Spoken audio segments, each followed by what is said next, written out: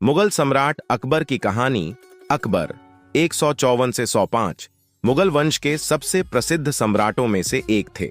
उनका पूरा नाम जलालुद्दीन मोहम्मद अकबर था।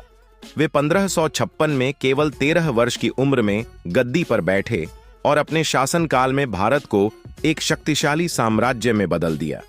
अकबर का शासन और नीतियां अकबर केवल युद्धों में ही नहीं बल्कि अपनी नीतियों और प्रशासन में भी बहुत कुशल थे।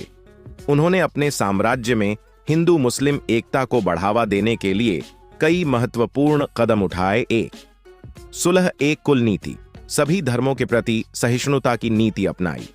2 राजपूत नीति, उन्होंने हिंदू राजपूत राजाओं से विवाह किया और उन्हें प्रशासन में ऊंचे पद दिए। 3 दीन ए इलाही, एक नया धर्म स्थापित किया जिसमें सभी धर्मों के तत्वों को जोड़ा गया। 4 जजिया कर समाप्त, उन्होंने हिंदुओं से लिए जाने वाले जजिया कर को समाप्त कर दिया। 5 नवरत्नों की सभा, उनके दरबार में 9 रत्न थे जिनमें बीरबल, तानसेन, अबुल फज्जल, राजा टोडरमल आदि प्रमुख थे। अकबर के विजय अभियान, अकबर ने अपने जीवन काल में कई युद्ध लड़े और अनेक राज्यों को अपने साम्राज्य में मिला लिया। उन्होंने पानीपत का दूसरा युद्ध 1556 में हेमू को हराकर दिल्ली पर कब्जा कर लिया।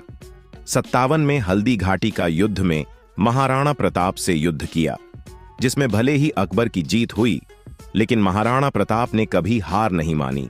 उन्होंने गुजरात, बंगाल, कश्मीर और दक्कन के कई इलाकों को अपने साम्राज्य में मिला लिया। अकबर की विरासत, अकबर की मृत्यु 1605 में हुई और उनके बाद उनका बेटा जहांगीर गद्दी पर बैठा।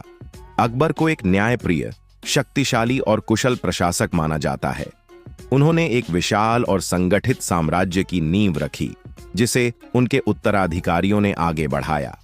अकबर की कहानी न केवल युद्ध और शासन की है बल्कि यह भी दिखाती है कि किस तरह एक राजा अपने दूरदर्शी सोच से पूरे साम्राज्य को मजबूत और एकजुट बना सकता है।